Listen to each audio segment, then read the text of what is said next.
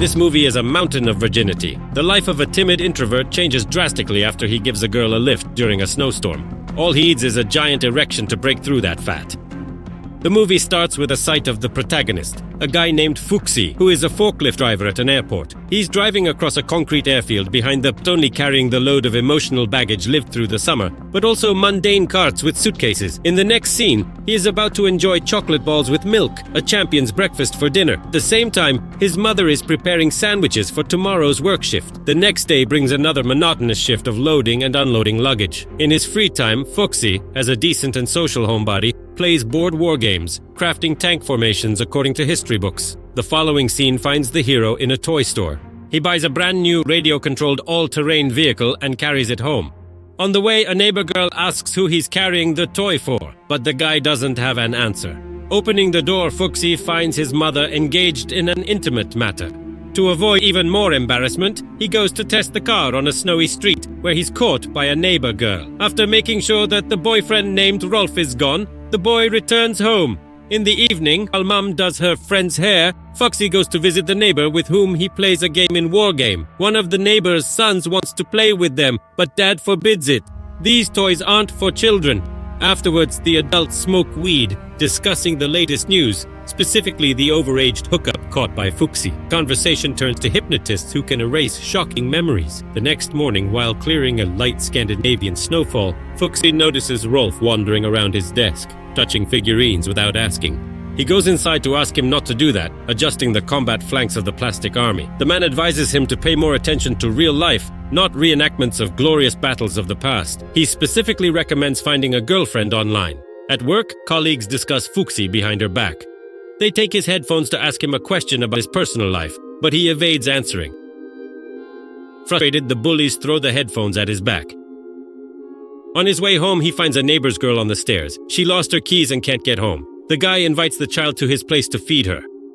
After the milk pie, the girl plays with his collectible figurines and models for War Game until her father returns. In the evening, Fuxi's mother and Rolf force him to go to a dance, despite his reluctance. Reaching the hall, the hero timidly enters the room where the other students are already gathered. Take a look.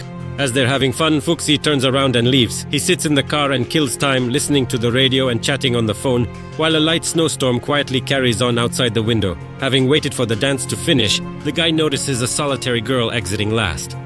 A girl named Sion approaches his car through the snow, asking him to drop her off at her house. On the journey, she tries to strike up a conversation with him, but she's shy and Fusi, lacking in social interaction skills, doesn't respond in kind. He acknowledges that he should have joined the dance, but he couldn't muster up the courage.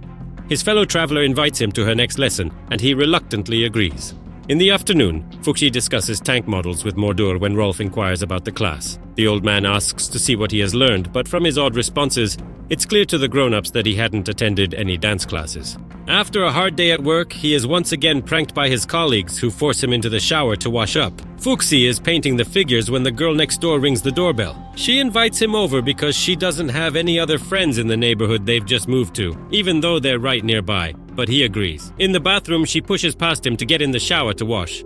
The girl asks the hero why he doesn't have a wife. She believes he's just shy, even though her dad calls him crazy, which the child tells Fuxi with childlike spontaneity. Going to a dance in the evening, the hero promises his mother to bring a blowtorch from work. It's needed to make a French dessert. In his first lesson, Fusinet only diligently repeats the movement as the teacher commands, but stares at Sion.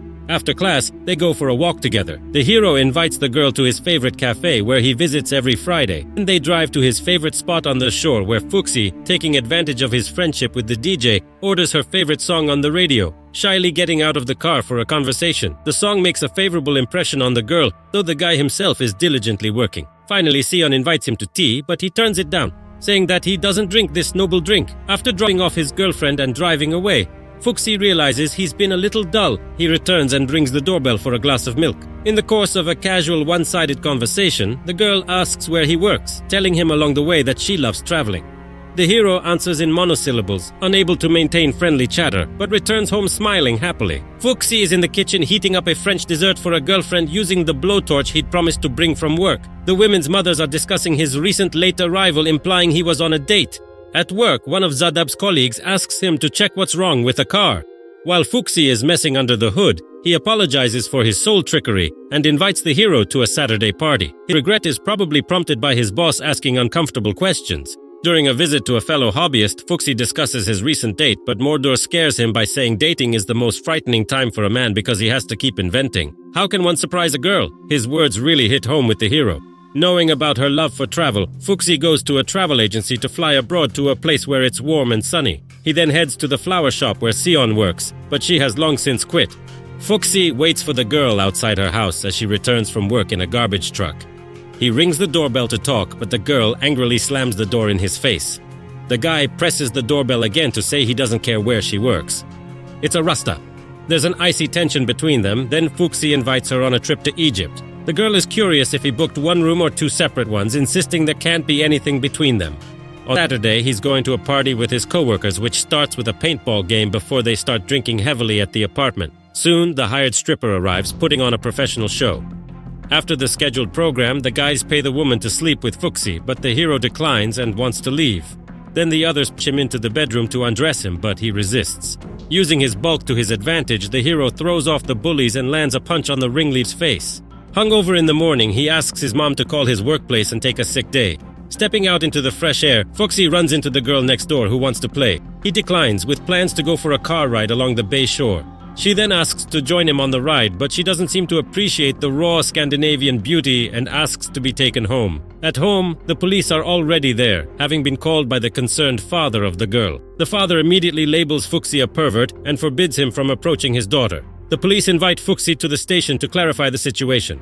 A seasoned officer questions Fusi about the nature of his play with the girl when she visits him. Finding no evidence of criminal activity or ill intentions, the good-natured fat man is let go. In the evening, Fusi dresses up in a costume and heads to a dance.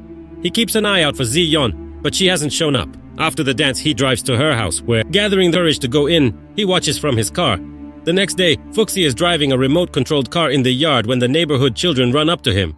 He allows the boy to steer himself, but when the child's mother notices that he is hanging around the fat man, accused of pedophilia, she calls him home. Tormented by conflicting thoughts, Fusi returns to Sion's house and breaks the glass to get inside. The apartment is a mess and chaos. The girl herself sits locked in the closet like Tom Cruise in the wall mushroom. To an attempt to talk, she, "Please leave." The hero almost obeys, but the cat's plaintive meow forces him to stay. After feeding the belly, Fusi stays in a chair in front of the TV with the pet on his stomach. In the morning, he wakes up on the couch in Sion's apartment and prepares breakfast, which he leaves in front of the closet door. After cleaning up the apartment, Fusi prepares to leave. Breakfast still sits on the floor, untouched. He shows up for work to take a few days off. After receiving the go-ahead, the boy returns to Sion to replace the broken glass. Fusi stays at, studying recipes and cooking according to them, in the process trying to talk to the hostess. Girl admits that she skipped work and is afraid that she will be fired. Fusi then goes to the junkyard to talk to its boss. He offers to work shifts for her. The hero returns to his girlfriend, taking a huge bouquet on the way. He carefully opens the door and picks up the girl, who is sobbing with self-pity, comforting her that everything will be fine. Fusi carefully washes the Xiong in the bathroom, makes sure that she eats at least something, puts her to bed, and everything will be alright. He carefully bathes her, makes sure she eats something, tucks her into bed, and covers her with a blanket. The hero sorts the trash at the dump instead of the girl. The other workers look at him askance. Nevertheless, they invite him to watch football at the bar after work instead of teasing him. When Fusi returns home, she finds her mother upset. Hahal dumped her, implying her son deserved better than a depressed garbage woman. Her mother pressures her son to break up with his girlfriend. During another visit to Sion, the hero finds her doing repairs to music. Fusi takes her friend to a cafe as they drive around the city. They pull up to a former pastry shop that Sion has made into her own flower shop. At the end of his last shift, Fusi has a drink with his new colleagues, who, though they tease him, are completely harmless. When he returns to Sion, she jumps onto him and pulls him into bed. In the morning, Fusi wakes up in bed with a girl. They return to dance classes for the first time. Instead of his usual formal costume, he dressed in a more casual outfit and even brought a cowboy hat. Xiong suggests they finally go on their earlier planned tourist trip and potentially move in together. But now Fusi can't leave his mother alone. His unwillingness to leave his mother upsets the girl and she leaves. Fusi runs after her, trying to tell her that he is ready to change his life. At home, he starts sewing. For war game, he gathers figurines and toys into a box and takes it to the neighbor's daughter, but she isn't at home. The father, accepting the gifts, apologizes for his earlier suspicions. Fuxi and Mordura move piles of boxes to Sion's apartment while she paces nervously back and forth. She's having another nervous breakdown. She thinks she's making a mistake by moving in with him. The guy has no alternative but to move things back home again. Upset, he sits in the room surrounded by boxes, unable to shake off his resentment. Fuxi looks out the window at breakfast, where a blizzard is blowing. Snow completely covers the ground, reminding him of how Ocean's care has concealed his antisocial inner introvert. At the airport, a guy watches happy travelers flying to foreign countries or returning home with new emotions. He returns to the premises of the old confectionery, where he is renovating with Mordrome. Upon completing the shop's divine renovation, the hero leaves a key and a note in Mailbox S. In the next scene, a truck with a trailer of luggage crawls across the airport's concrete field. But Fuxi watches it from above in the boarding corridor, as he and other passengers prepare to depart for a journey to a strange and distant country. The runway streaks past in the illuminator, accelerating faster and faster. Fuxi has stepped outside his comfort zone, broken ties with the past, and opened up to something new.